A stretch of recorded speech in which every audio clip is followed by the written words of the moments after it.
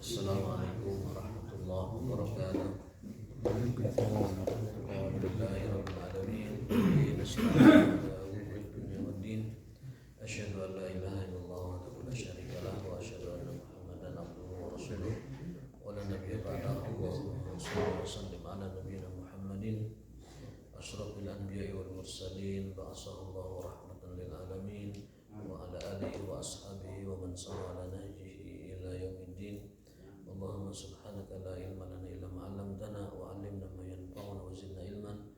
Allahumma rabbana atina fid dunya hasanah wa fil akhirati hasanah wa qina adzabannar. Amin ya rabbal alamin. Hari ini kita di hari Jumat ya. Dan Rasul bersabda bahwa afdhalus salat yang paling afdal adalah salat subuh berjamaah di hari Jumat. Afdhalus salah itu salat subhi yaumul jum'ah bil jamaah, berjamaah. Maka kita di hari yang paling afdal, di salat yang paling afdal, dengan cara yang paling afdal.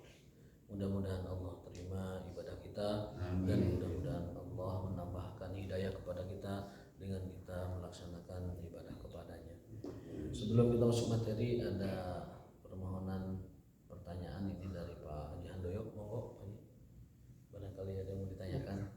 Assalamualaikum warahmatullahi wabarakatuh. Waalaikumsalam Di warahmatullahi dalam sholat subuh ini kan khususnya ada satu ayat yang potongannya inna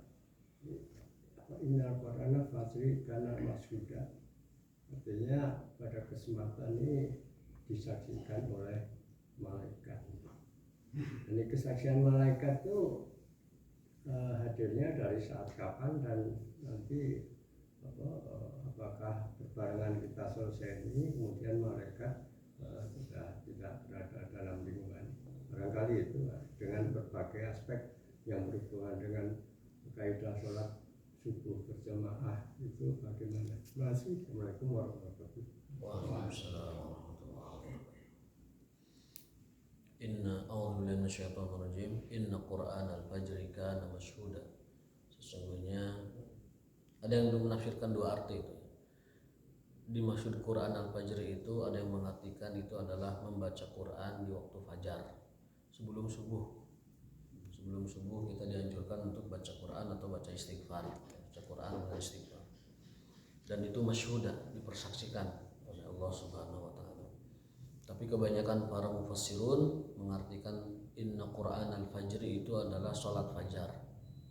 Karena masyhuda adalah dipersaksikan oleh Allah Subhanahu wa taala. Allah saksikan dan Allah persaksikan kepada makhluk-makhluknya. Maka salat subuh ini salat yang paling istimewa karena dia adalah persaksian antara kita dengan Allah Subhanahu wa taala. Rasul memperbanyak baca ayat-ayat Al-Qur'an di salat subuh karena dalil ini. Suatu hari dalam sebuah hadis Rasul bersabda bahwasanya untuk sholat subuh ini bacaannya memang beda dengan yang lain, yaitu lebih panjang antara al-jumu'ah dengan al-munafikun, atau kalau yang paling pendeknya itu al-ghasyiyah dengan al-a'la. Itu surat-surat yang dianjurkan oleh Rasulullah SAW membaca dalam sholat subuh. Sholat lain mungkin bisa paketnya yang singkat, al-kafirun, tabat yada, al-fil, ya, al-ikhlas, tapi sholat subuh ini dianjurkan lebih panjang. Sembari beliau mengutip ayat inna Qur'an al-fajri kana masyhuda, karena bacaan Quran di sholat subuh itu dipersaksikan.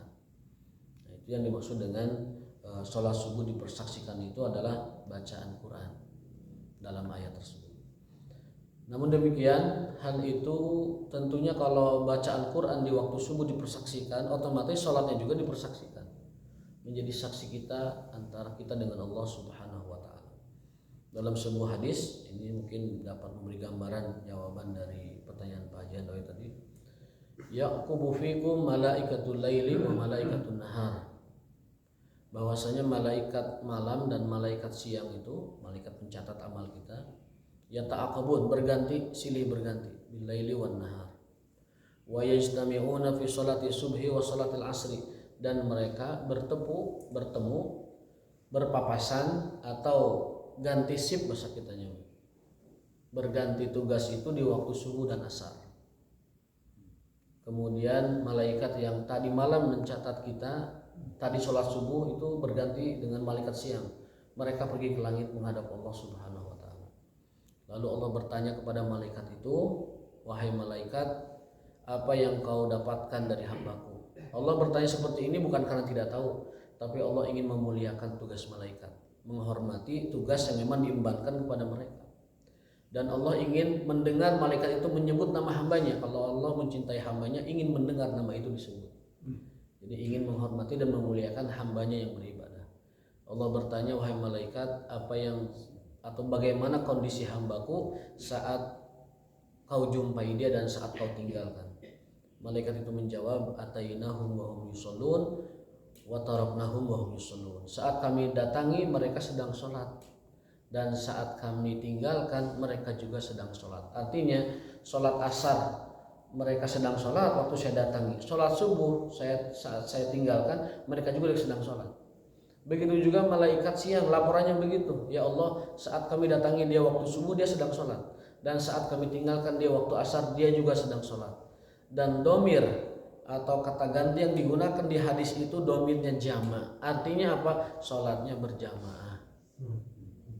Yushollun itu jama', berbarengan, bareng-bareng, kolektif. Bukan yusolli, bukan seorang-seorang. Para ulama mengartikan kenapa lafadznya mereka sedang sholat, itu artinya bahwa mereka sholatnya itu beramai-ramai, dalam arti kata berjamaah. Maka sholat berjamaah kita di subuh hari, berjamaah kita di asar hari, itu adalah dipersaksikan oleh malaikat kepada Allah SWT dan dilaporkan secara name by name, secara nama per nama. Malaikatnya berapa banyak? Malaikat itu jumlahnya hanya Allah yang tahu. Tidak diketahui berapa jumlahnya. Mungkin sekian ribu, sekian juta, triliun, wallahu a'lam, kita tidak tahu. Karena apa ayatnya? Wa ma ya'lamu junuda rabbika illa huwa. Hanya dia yang tahu berapa jumlah malaikat-malaikatnya. Setiap hari saja sejak alam diciptakan ada 70.000 malaikat yang masuk ke Baitul Ma'mur di langit pertama, langit dunia. Setiap hari ada 70.000 malaikat yang masuk ke Baitul Ma'mur di langit dunia. Dari sejak diciptakannya mereka sampai sekarang tidak pernah berhenti dan tidak pernah kembali. 70.000 tiap hari masuk ke tempat itu dan tidak pernah kembali dari mulai mereka diciptakan sampai sekarang dan sampai hari kiamat. Itu sudah berapa triliun malaikat yang di sana? Dia tidak tahu. Belum lagi yang malaikat yang memenuhi bumi, memenuhi langit. Jadi jumlah kita dengan mereka banyakkan mereka. Jumlah kita dengan mereka banyakkan mereka. Kalau di majelis ini kita bermajelis ada 25 orang, mungkin malaikatnya itu ribuan karena berjejal berdesakan. Dalam suatu hadis, malaikat itu melayang-layang di udara melihat majelis. Kemudian di sana ada majelis ilmu, lalu turun di situ mendengarkan ilmu di sana. Bahkan dalam hadis lain, sabaqal mufarridun, itu arti hadis itu adalah ada malaikat yang sedang berkumpul di majelis zikir, berkumpul di majelis zikir berkumpul. Tiba-tiba mendengar di sana ada majelis ilmu, mereka berpindah dari majelis zikir ke majelis ilmu. Artinya apa? Artinya bahwa malaikat itu lebih mencintai majelis ilmu daripada majelis zikir. Malaikat lebih mencintai majelis ilmu daripada majelis zikir. Dalam hadis sabaqal mufarridun, artinya malaikat yang melayang-layang di udara mencari orang yang bermajelis ilmu lebih banyak daripada malaikat-malaikat yang melayang-layang mencari majelis zikir. Dan mereka yang sedang berzikir pindah ke tempat majelis ilmu, karena di majelis ilmu itu sedang disampaikan ilmu dari Allah Subhanahu wa taala.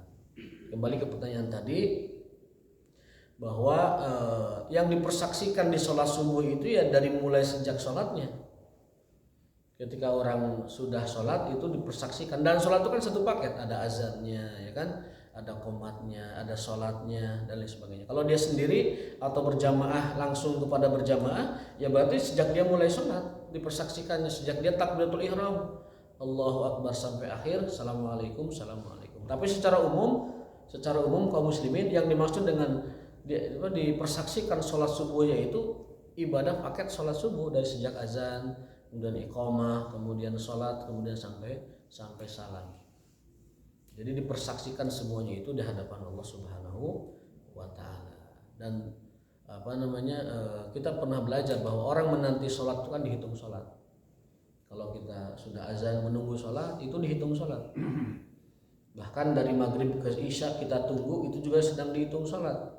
Dan malaikat tidak henti-henti, tidak putus-putusnya mendoakan kita. Ya Allah, ampuni hambamu ini dan berkahi hambamu ini. Saat kita menunggu sholat dari asar ke maghrib, maghrib ke isya, apalagi kalau nunggu isya ke subuh, waduh, itu didoakan terus oleh malaikat tanpa henti, tanpa berputus sampai waktu subuh. Mungkin itu gambaran tentang dahsyatnya sholat, terutama sholat subuh yang dipersaksikan oleh Allah Subhanahu Wa Taala. Inna Qur'an al-Fajri kana mashhuda, dan hadis Nabi SAW, ya ta'aqubu bikum malaikatun bil-laili wa malaikatun bin-nahar. Itu dipersaksikan oleh para malaikat kepada Allah, dan juga Allah persaksikan kita di hadapan Allah Subhanahu Wa Taala dan juga para makhluknya. Mudah-mudahan itu menjadi motivasi kita untuk senantiasa meningkatkan kualitas ibadah kita, terutama ibadah sholat berjamaah kita. Kalau antara waktu azan dan qomat kita sebelum berdoa dulu. Ada waktu berzikir dulu. Jangan sampai full dari adzan ke qomat semuanya ngobrol dari mulai la ilaha illallah full sampai.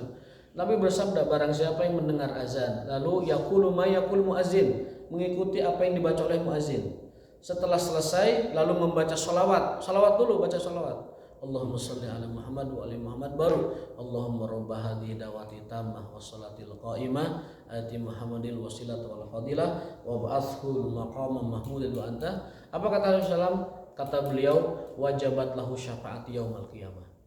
Wajib baginya mendapatkan syafaatku di hari kiamat.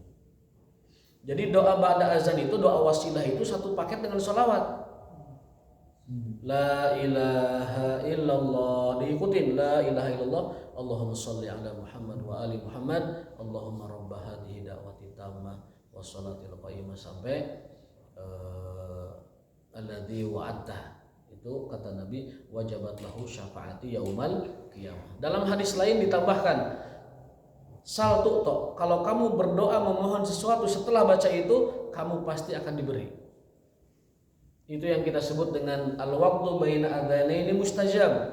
Waktu antara dua azan, yakni azan dan qomat, itu sangat mustajab. Waktu yang mustajab itu waktu antara azan dengan qomat. Hadisnya banyak. Hadis yang tadi, kamu baca sholawatnya, kamu ikutin azannya, kamu baca sholawatnya, kamu baca doa wasilah, lalu minta permohonan, itu mustajab. Terlebih di waktu yang mustajab, karena waktu mustajab itu antara azan dengan qomat.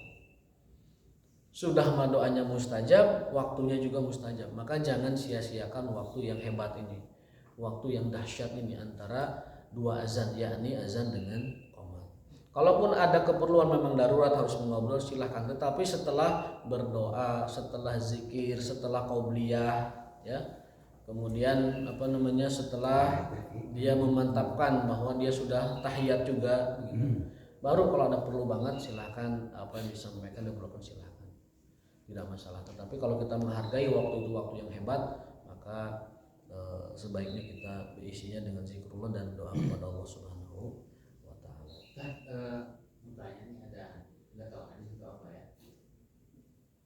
Tepat waktu di Allah. Itu mungkin berkaitan dengan sholat. Ya. Lewat waktu kebaikan.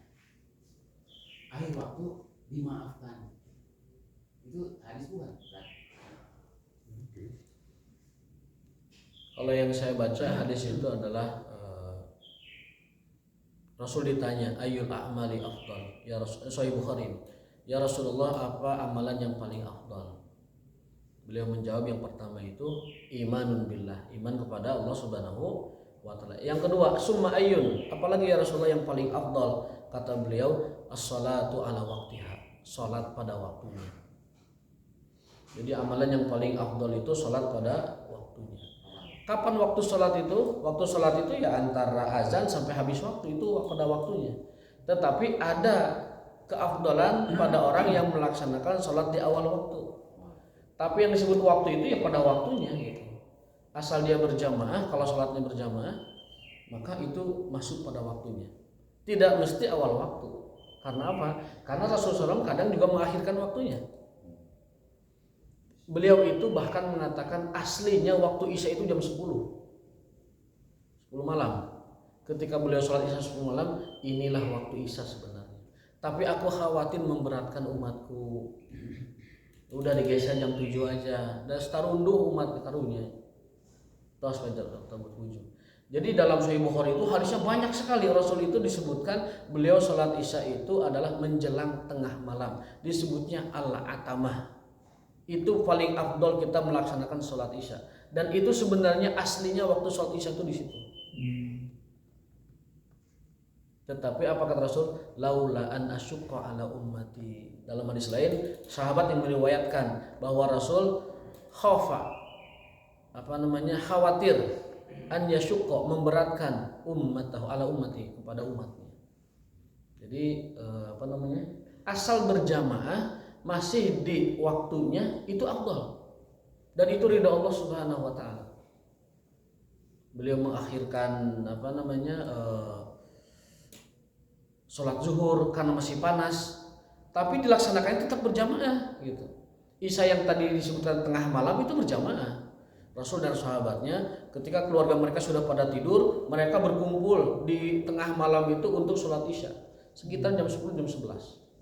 Dalam hadisnya itu seluruh penduduk bumi telah tertidur lelap, tinggal kita saja, kita tunaikan sholat Isya. Itu hadis itu menegaskan bahwa sholat Isya tengah malam aslinya. Dan kata Rasul, ketika seluruh penduduk bumi terlelap, kita sholat Isya. Itu kan waktu afdalnya. Tetapi lagi-lagi Rasul itu sallallahu alaihi wasallam adalah orang yang paling lembut dan ramah dengan umatnya. Tidak mau menjadikan beban kepada umatnya sesuatu yang khawatir itu merepotkan. Dan itu banyak contohnya dalam hadis lain. Sesungguhnya siwak itu wajib setiap sholat. Siwak itu wajib setiap sholat. Laula an asyqa, sekali lagi, andaikan itu tidak memberatkan umatku. Laula an asyqa, kecuali karena Rasul khawatir memberatkan umatnya, siwak jadi sunnah gitu kan. Haji juga sama, akhirnya diringankan, udah sekali aja dalam seumur hidup.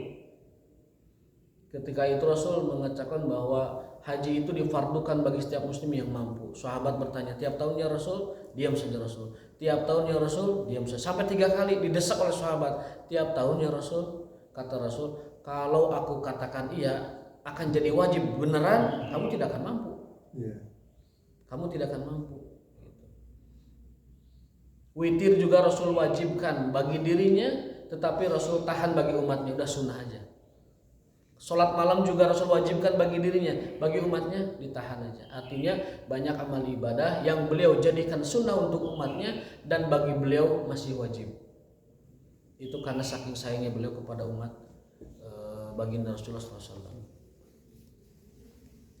Dan ini kita temukan banyak dalam fikih kita di hadis-hadis Rasulullah.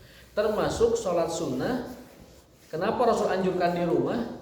Karena beliau melaksanakan di rumah terus sholat sunnah itu karena khawatir kalau sahabat lihat Rasul sunnahnya di masjid terus, khawatir nganggap itu wajib. Itu dijelaskan oleh Aisyah radhiyallahu taala anha dalam Sahih Bukhari bahwa Rasul SAW itu menyukai sholat sunnah di rumah. Dalam keterangan Aisyah istri beliau, karena beliau khawatir umatnya ngikutin dan nganggapnya itu wajib. Karena bagi sahabat mah tidak ada istilah wajib, tidak ada istilah sunnah. Rasul lakukan, mereka lakukan. Istilah wajib sunnah dari sebagian itu muncul ketika era mazhab kan. Muncul istilah dosa besar, dosa kecil, kemudian ibadah wajib, ibadah sunnah itu muncul definisi-definisinya di era mazhab. Di zaman sahabat itu semua yang dilakukan Rasul dilakukan. Semua yang Rasul contohkan mereka lakukan tanpa memilah ini wajib, ini sunnah, ini wajib, ini sunnah. Yang beliau lakukan, beliau lakukan. Mana yang ditekankan pasti itu nilainya wajib, mana yang oleh Rasul kadang lakukan, kadang tidak, itu nilainya menjadi sunnah. Jadi di zaman para sahabat mereka hidup, mereka tidak memilah-memilih apapun yang datang dari Rasul. Semua yang Rasul contohkan mereka lakukan. Nah sekarang kita aja ngeker-ngeker, ya wajib, itu sunnah ya. Ya wajib ya sunnah ya. Ya pahala sekumaha. Jadi dikeker-keker. Zaman sahabat tidak. Bahkan istilah dosa besar, dosa kecil apa kata mereka? Di zaman kami anggap dosa sepele kecil itu dosa besar. Semua itu kami nilai dosa besar. Artinya sesuatu yang dilarang, sesuatu yang dianggap dosa oleh Rasul itu larangan dan kami hindari. Ya zaman kita ini milah-milih dosa kecil, dosa besar, dosa kecil, dosa besar. Nah, ini mah dosa detik dah lakukan. Ini mah dosa besar tinggalkan. Nah, itu karena ulama sebenarnya ingin mempermudah supaya orang itu kapan dia merasa melakukan dosa besar sehingga tobatnya harus taubatan nasuha, kapan dia melakukan dosa kecil yang tobatnya bisa dengan taubat istighfar biasa saja. Kan ke sini itu ya seperti itu. Tapi awalnya dulu para sahabat mengatakan kami tidak memandang dosa kecil itu dosa kecil. Bagi kami semua dosa itu besar. Gitu. Jadi ini perlu dipahami dengan baik bahwa apa yang Rasul lakukan itu adalah atas hikmah beliau kepada umatnya, rasa sayang dan rasa cinta beliau kepada umatnya, beliau ringankan tata cara ibadah kepada kita. Era mazhab itu abad berapa? Abad kedua. Abu Hanifah kan lahir tahun 100 berapa? 10406 ya. Abad setelah sahabat, artinya abad-abad ke-1 ke-2 setelah selesai masa sahabat. Tabi'in, maksudnya masa tabi'in. Masa tabi'in. Itu kita baru mengenal hukum-hukum itu secara rinci, ya rinciannya. Ya, di masa sahabat sendiri tidak milih-milih ini sunnah, ini wajib, yang mereka bisa lakukan, yang Rasul contohkan, semua dilakukan. Dan begitu. Jadi ada sedikit cara pandang yang berbeda antara para sahabat Nabi kepada amalan-amalan Nabi dengan kita ini. Kalau mereka itu apa yang dilakukan Nabi lakukan saja tanpa memandang, memilah-memilih ini sunnah, ini mustahab, ini mandub, ini lain sebagainya. Itu kan ada setelah ilmu fikih dikodifikasi, setelah ilmu fikih dibukukan, ya kan? Kita mengenal dalam hukum fikih itu ada wajib, sunnah, haram, makruh dan seterusnya, ya kan? Di zaman dulu tidak ada definisi ilmu seperti itu. Baru ada ke sini. Artinya prinsipnya wa ma atakumur rasul fakhudhuh. Apa yang datang dari Rasulmu lakukan. Wa ma nahakum anhu fantahu, dan apa yang Rasul larang tinggalkan. Rumus sahabat cuma 2. Yang diperintahkan laksanakan, yang dilarang tinggalkan. Udah itu aja. Itu hanya 2 prinsipnya. Hanya 2 terhadap apa yang disampaikan Rasulullah. Termasuk tadi sholat sunnah. Jadi sholat Rasul itu kenapa sunnahnya di rumah? Karena khawatir kalau sahabat melihat jadi wajib. Maka tarawihnya Rasul cuma 3 hari. Tarawihnya Rasul di masjid cuma 3 hari. Ketika 3 hari banyak sahabat ngikutin, Rasul khawatir kalau saya tarawih kayak begini diikutin oleh para sahabat. Takutnya jadi wajib, menganggap wajib. Akhirnya malam keempat sampai malam akhir 30 beliau sholatnya di rumah. Jadi tarawihnya Rasul itu 27 hari di rumah, hanya 3 hari di masjid. Karena khawatir sholat malam di bulan Ramadan dianggap wajib oleh umatnya. Rasul sangat sayang, takutnya memberatkan umat di kemudian hari. Gitu. Tapi zaman sekarang orang sudah mengenal fikih sedemikian rupa, konsep ilmu fikih, sehingga bisa bedakan ini wajib, ini sunnah. Nah, sehingga sholat sunnah itu zaman sekarang mah nggak apa-apa di masjid juga. Ba'diyah qobliyah di masjid tidak apa-apa. Karena apa? Karena zaman sekarang orang sudah paham mana yang wajib, mana yang sunnah, gitu. Bisa membedakan. Secara praktek kita menemukan kesulitan kalau kita ini ba'diyah qobliyah di rumah, jujur saja. Sholat isya di rumah, sholat isya di masjid, sunnahnya di rumah. Boro-boro sholat sunnah di rumah, Pak ba'diyah aya remote, aya cikopi, aya goreng sambel, aya nandeta barudak geus ngahontal, geus nangkot budak murang kali geus nangkot dina tak-tak. Gimana mau sholat sunnah? Uih ke masjid, bade sholat kok ba'diyah di masjid, ba'diyah zuhur, ba'diyah isya. Urang kali terus nangkot di dieu. Atau gimana sholat sunnahnya? Cikopi hangat keneh repot. Belum lagi acara TV. Acara debat capres, pas pada isya kan ada bola, tos isya wih ke bumi nuju Persib main, moal sunnah yakin tapi ya uwe maghrib atau uwe isya uwe ke masjid kewe di imah di rumah aja sholat sunnahnya ayah Persib dijamin moal ba'diyah moal qobliyah. Nah itu masalahnya. Jadi secara praktikal di era sekarang kita di rumah banyak hiburan, banyak acara, sehingga tidak mengapa kita melaksanakan sholat ba'diyah di masjid meskipun Rasul mengamalkannya di rumah, begitu. Karena zaman dulu zaman sekarang ada perbedaan. Kecuali di rumahnya tidak banyak hal yang memalingkan perhatian kita dari ibadah sunnah, dipersilahkan. Tapi prakteknya tidak begitu. Kayak nu seneng na berita, karena berita terus bisa langsung belenyang karena berita. Alhamdulillah terus badiah di dia, pamit badiah, wahmal badiah di bumi kan gitu. Alhamdulillah. Jadi sekali lagi kita ulangi bahwasanya Rasul SAW menganjurkan kepada kita di waktu azan dan qomat diisi dengan berdoa kepada Allah. Kalau tidak tahu doanya, istighfar saja. Kata Ibnu Qayyim rahimahullah, kalau kamu bingung mau doa apa, baca istighfar aja. Kalau kamu bingung mau doa apa, misalkan duduk, ini saya doa apa ya, bingung gitu. Baru karena dia tidak punya kebutuhan, padahal kebutuhannya banyak banget itu. Butuh ampunan, butuh rahmat, butuh hidayah, butuh kesehatan, butuh penjagaan, butuh diberikan keturunan yang soleh kan banyak. Tapi kadang kita bingung, saking banyaknya kebutuhan, bingung kita meminta apa. Nah kalau lagi bingung gitu, baca istighfar. Istighfar itu adalah doa untuk orang yang bingung mau doa apa. Bisa dengan istighfar, astagfirullah, doa ampunan. Karena istighfar faidahnya banyak sekali. Surat Nuh ayat 9-12 memberitahu kita, ini rahasia Al-Quran ini. Surat Nuh 9-12 memberitahu kita manfaat istighfar. Yang pertama, faqultu astaghfiru rabbakum innahu kana ghaffar. Yang pertama, yursilis samaa 'alaikum midrara, akan diturunkan hujan yang berkah. Aman. Yang kedua, wa yumdidkum bi amwalin wa banin, Allah akan karuniai harta yang halal, rezeki yang halal, wa banin, dan anak-anak yang soleh. Al-Quran ini, nggak percaya Quran kafir kita, nggak percaya Quran kafir kita. Kan ini Al-Quran, maka wajib diimani. Wa yumdidkum bi amwalin wa banin, Allah akan karuniai rezeki yang halal dan keturunan yang soleh.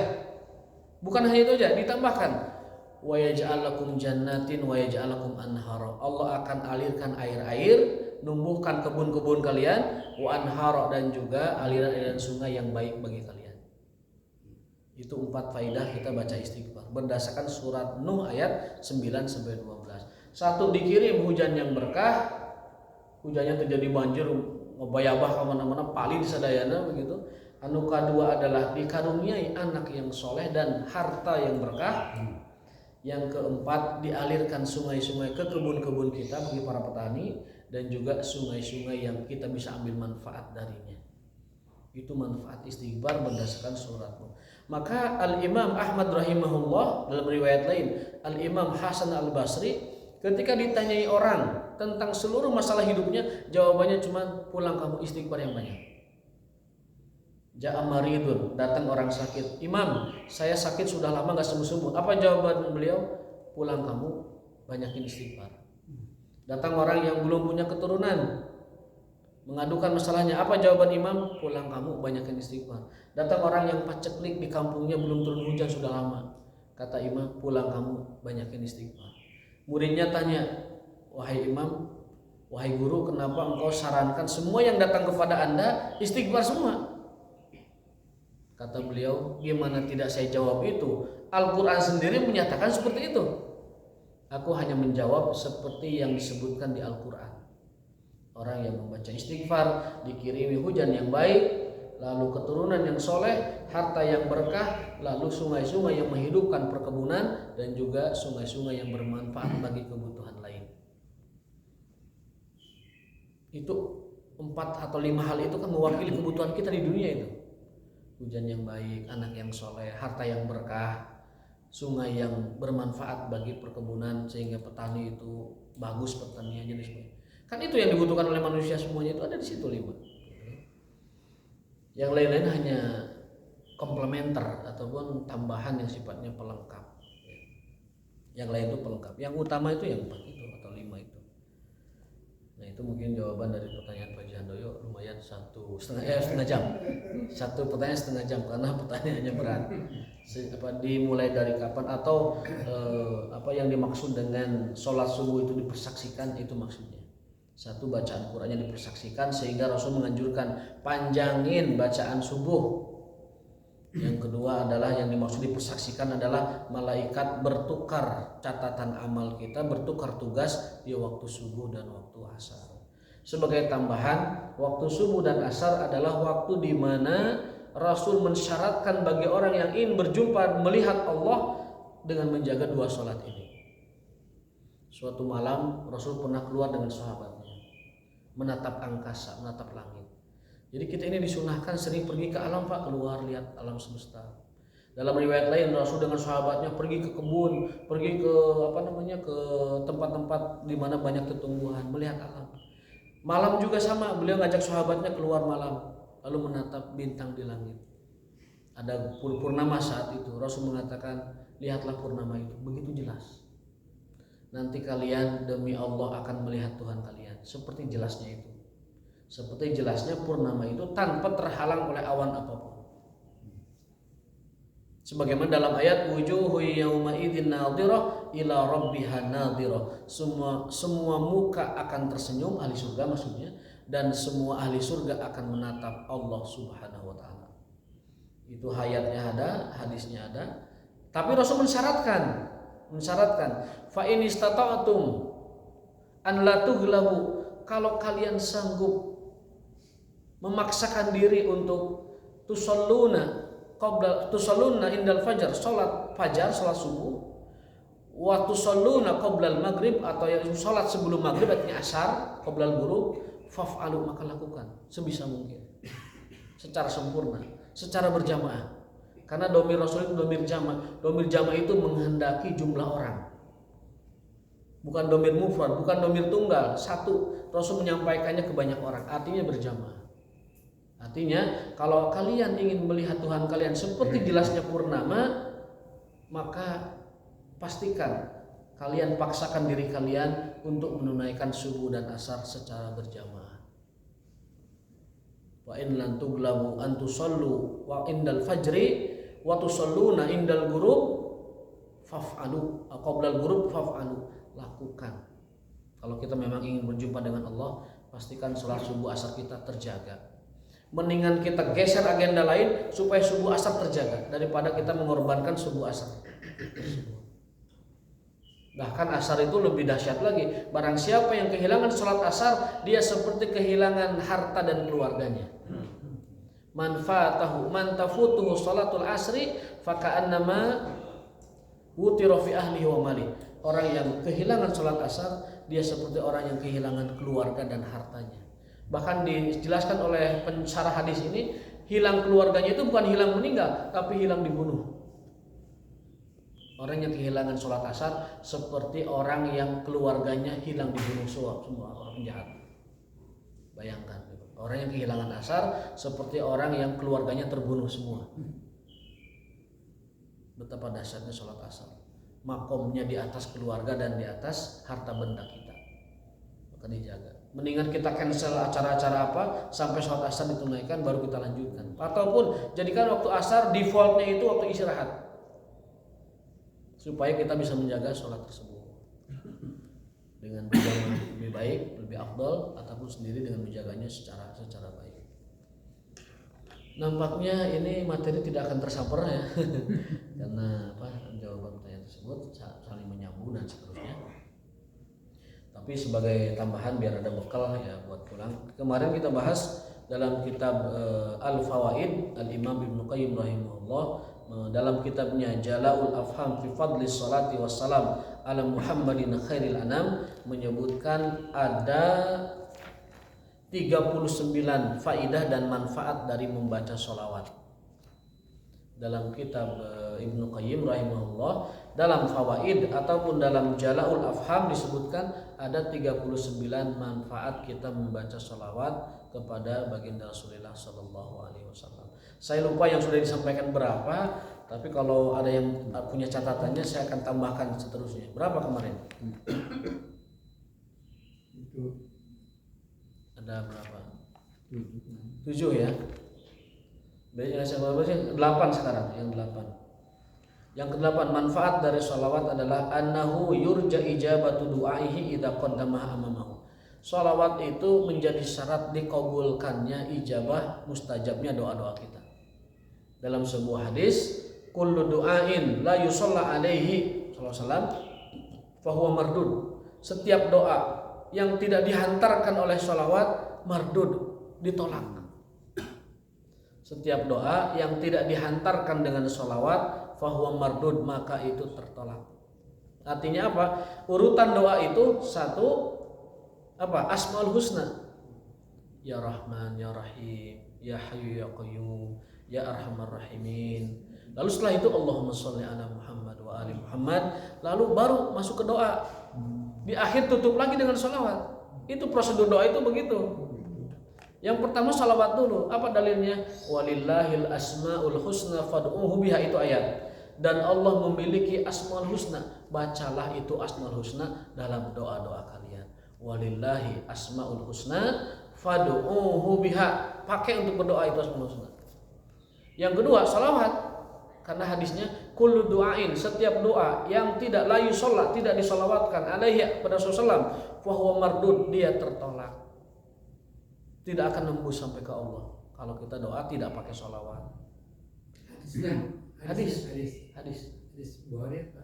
Hadis saya lupa riwayatnya, tapi kalau tidak salah itu ada dalam Sahihain. Nanti kita akan pastikan riwayatnya. Tapi itu hadis dalam Sahihain yang jelas, entah di Muslim entah di Bukhari, antara dua sahih itu, bahwa kullu du'ain, setiap doa yang tidak dihantarkan dengan salat fahuwa mardud, dia adalah tertolak. Maka SOP doa itu begitu.